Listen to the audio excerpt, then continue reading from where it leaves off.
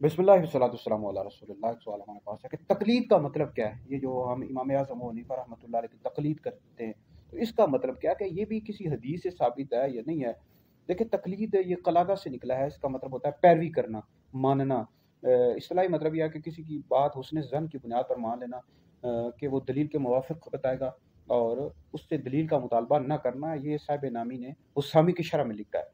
तो ये बिल्कुल हदीस से साबित है। इस हवाले से तिरमिज़ी में, अबू दाऊद शरीफ में हदीस मौजूद है कि नबी करीम अलैहिस्सलाम ने जब हज़रत सैयदना मुआज़ बिन जबल रज़ियल्लाहु तआला अन्हु को यमन का काज़ी बनाकर भेजा, तो आप अलैहिस्सलाम ने उनसे पूछा कि तुम किस तरह फ़ैसला करोगे? वो कहते हैं कि मैं अल्लाह की किताब से।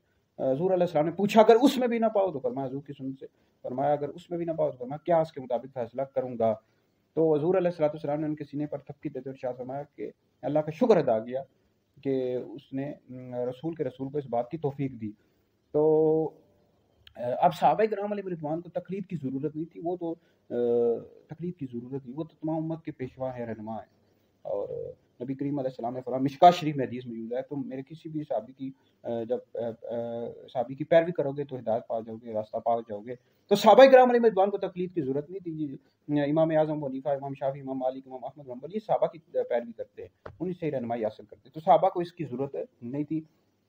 और अल्लामा तहतावी ने लिखा है तहतावी के हाशिए में कि अब जो अहले सुन्नत का ग्रोह नाजी है, यानी निजात पाने वाला जो ग्रोह है, इन्हीं चारों मज़ाहिब में मुज्तमे है, हनफी, शाफ़ी, मालिकी, हम्बली। अब जो इनसे जुदा होगा वो बिदती है, और अब वो बिदती है और जहन्नमी है।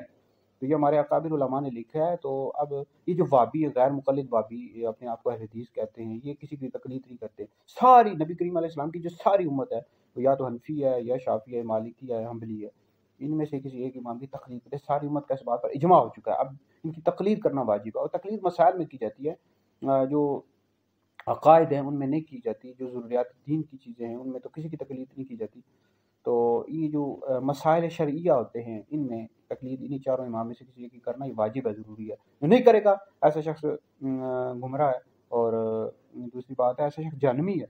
इस बात पर उम्मत का इजमा हो चुका है।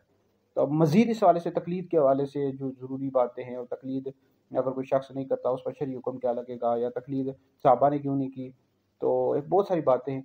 ये अगली नेक्स्ट वीडियो में इंशाअल्लाह हम आपको बताएँगे।